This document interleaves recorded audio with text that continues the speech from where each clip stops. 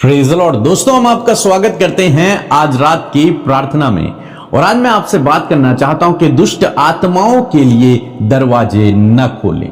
बहुत से भाई बहन हैं जो अपने जीवन में दुष्ट आत्माओं के प्रवेश के लिए दरवाजे खोल देते हैं, और जब उनके लिए दरवाजे खुले होते हैं तो वे दुष्ट आत्माएं आसानी से उस व्यक्ति के अंदर या फिर उस परिवार में आ जाती हैं और फिर उस व्यक्ति को वो परेशान करती हैं। तो इसलिए आज शाम में मैं आपको उत्साहित करना चाहूंगा कि कभी भी दुष्ट आत्माओं के लिए अपने जीवन में दरवाजा न खोलें। अब दुष्ट आत्माओं के लिए लोग दरवाजे अनेक प्रकार से खोल सकते हैं, अनजाने में ही, उन्हें नहीं पता, लेकिन अनजाने में ही वो उनके लिए दरवाजा खोल देते हैं। आज एक व्यक्ति के विषय में मैं आपको बताना चाहूं, जो व्यक्ति परमेश्वर का चुना हुआ है, परमेश्वर का अभिषेक किया हुआ व्यक्ति है, और उस व्यक्ति ने जब दुष्ट आत्मा के लिए दरवाजा खोला अपने जीवन में, तो उसके अंदर दुष्ट आत्मा समा गई। उसे नहीं पता था, लेकिन दुष्ट आत्मा उसके अंदर समा गई। और जब दुष्ट आत्मा उसके अंदर समाई तो उसके जीवन में प्रॉब्लम शुरू हो गई। हम लोग पढ़ते हैं पहला शमूएल की किताब, उसका 16 अध्याय, और यदि आप 14 पद पढ़ेंगे तो यहां पर लिखा है, यहोवा का आत्मा साउल पर से उठ गया और यहोवा की ओर से एक दुष्ट आत्मा उसे घबराने लगा। यहां पर लिखा है साउल, जो कि परमेश्वर का चुना हुआ था, परमेश्वर का अभिषेक किया हुआ व्यक्ति था, उसके लिए लिखा है कि साउल के अंदर एक दुष्ट आत्मा समा गई और वो दुष्ट आत्मा उसे परेशान करने लगी। लेकिन जानते हैं, ये कहानी एक दिन में शुरू नहीं हुई। ऐसा नहीं हुआ कि आज अचानक से साउल के अंदर एक दुष्ट आत्मा आ गई, नहीं, क्योंकि वो तो परमेश्वर का चुना हुआ है, परमेश्वर का अभिषेक किया हुआ व्यक्ति है। तो उसके अंदर आखिर कैसे दुष्ट आत्मा आ सकती है? और यह अचानक से भी नहीं हुआ कि साउल बैठा था और उसके अंदर दुष्ट आत्मा गई, नहीं, ऐसा नहीं, बल्कि एक प्रोसेस के तहत हुआ। धीरे धीरे उसने अपने जीवन में दुष्ट आत्माओं के लिए दरवाजे खोले और परमेश्वर के लिए दरवाजे बंद किए।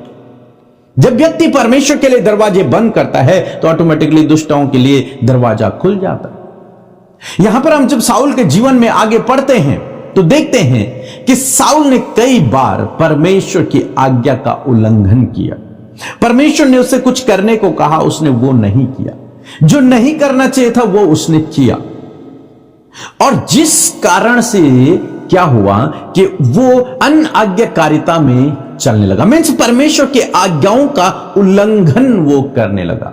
और जिससे क्या हुआ, धीरे धीरे उसके मन में ये बातें उत्पन्न होने, बुराई की बातें उत्पन्न होने लगी। और एक दिन ऐसा आया जब परमेश्वर का आत्मा, जिस परमेश्वर ने उसे अभिषेक किया था, वो आत्मा इस आज्ञा न मानने के कारण उसके जीवन से चला गया। इसमें पहले लिखा है कि यहोवा का आत्मा साउल पर से उठ गया। और जब यहोवा का आत्मा साउल से उठा, और साउल से क्यों उठा परमेश्वर का आत्मा? क्योंकि वो अनाज्ञाकारिता में चल रहा था, वो परमेश्वर की आज्ञाओं को नहीं मान रहा था, अपनी इच्छा के अनुसार काम कर रहा था। इसलिए परमेश्वर के आत्मा ने उसे छोड़ दिया। और जब परमेश्वर का आत्मा उससे उठा तो अब वो एक नॉर्मल मनुष्य हो गया, यूं समझ लीजिए। वो अभिषेक उस पर से चला गया, वो प्रोटेक्शन जो उसके चारों तरफ था वो चला गया। और जब वो चला गया तो उसी अनाज्ञाकारिता के कारण, उसी के कारण इसके जीवन में एक दुष्ट आत्मा प्रवेश कर गई। जब अभिषेक चला गया, ये खाली हो गया। अब जब खाली हो गया तो अब एक दुष्ट आत्मा उसके अंदर आ गई है, और अब वो दुष्ट आत्मा क्या कर रही है? उसे परेशान कर रही है। वो जो राजा था, वो जो परमेश्वर का चुना हुआ था, वो जो परमेश्वर का अभिषिक्त था, जो बाहर से बहुत धर्मी लग रहा था, उसके पास बड़ी बड़ी बातें थी, वो बहुत बलशाली था, सारे समाज की दृष्टि में वो परमेश्वर का चुना हुआ अभिषिक्त था, लेकिन अंदर ही अंदर वो खोखला हो चुका था। क्यों? क्योंकि वो हर बार परमेश्वर की आज्ञा को तोड़ रहा था। यूं कहें कि वो परमेश्वर की आज्ञा को उसने नहीं माना। तब क्या हुआ? आत्मा उससे चला गया। और जब आत्मा गया तो दुष्ट आत्मा फिर उसमें समा गया। आज सामने मैं आपको समझाना चाहूंगा इस बात को कि कई लोग अपने जीवन में दुष्ट आत्माओं के लिए रास्ता बनाते हैं, रास्ता खोल देते हैं, दरवाजा खोल देते हैं, जिसके जरिए वे लोगों के जीवन में प्रवेश कर जाती हैं। और यह कब होता है? जब लोग परमेश्वर के कहे हुए मार्ग पर नहीं चलते,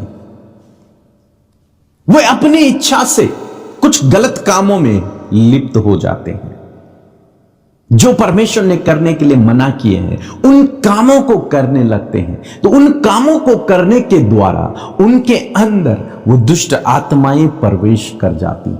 कुछ बातें हैं जो परमेश्वर ने बाइबल में स्पष्टली मना किया है कि तुम्हें यह नहीं करना, और जो विश्वासी वो ही काम करते हैं जो परमेश्वर ने मना किया, जैसे साउल ने किया, तो वो अपने जीवन में एक तरीके से वो दरवाजा खोल देते हैं दुष्ट आत्माओं के प्रवेश के लिए। और जब आदमी बार बार पाप में लिप्त होता है या फिर परमेश्वर की आज्ञा के विरोध में काम करता है, तो वास्तव में वो अभिषेक उससे चला जाता है, वो खाली हो जाता है, और तब दुष्ट आत्मा उसमें प्रवेश कर जाती है। तो इसलिए कभी भी दुष्ट आत्माओं के लिए अपने जीवन में दरवाजा न खोलें।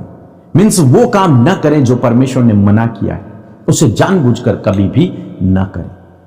और फिर आगे हम लोग देखते हैं, तब दाऊद साउल के सामने वीणा बजाता था, यानी कि आराधना को करता था परमेश्वर की। और जब वो परमेश्वर की आराधना को करता था, तब साउल उस दुष्ट आत्मा से छुटकारा पाता था। जब भी दुष्ट आत्मा साउल पर आती थी, उस पर हावी होती थी, तब दाऊद आराधना करता था, वीणा बजाता था, परमेश्वर की आराधना करता था, और तब वो दुष्ट आत्मा उसे छोड़कर जाती थी। हर बार ऐसे ही होता था। उसने पूर्ण रूप से छुटकारा नहीं पाया। कारण जानते हैं क्या? उसने रिपेंटेंस नहीं किया, उसने पश्चाताप नहीं किया, उसने माफी नहीं मांगी, उसने परमेश्वर के सामने अपने आप को दीन नम्र नहीं किया। बस उसने दाऊद को कहा कि तू वीणा बजा जिससे मैं छुटकारा पाऊं, लेकिन वो परमेश्वर की करीबी में नहीं गया। आज सामने मैं आपको उत्साहित करना चाहूंगा, यदि आप ऐसी परिस्थिति में हैं तो आपको परमेश्वर की आराधना में शामिल होना है, और आराधना में शामिल होंगे जब आप छुटकारा पाएंगे। और न केवल आराधना में, बल्कि आपको पश्चाताप करना होगा। आपको वो गलत काम जो आपने किया है उसके लिए आपको माफी मांगनी होगी। और जब आप ऐसा करेंगे, आप पूर्ण रूप से इन दुष्ट आत्माओं के प्रकोप से आप छुटकारा पाएंगे, इनके जाल से आप पूर्ण रूप से आजाद हो जाएंगे, क्योंकि तब परमेश्वर का अभिषेक आपको प्रोटेक्ट करेगा और आपको कोई दुष्ट आत्मा छू भी नहीं पाएगी।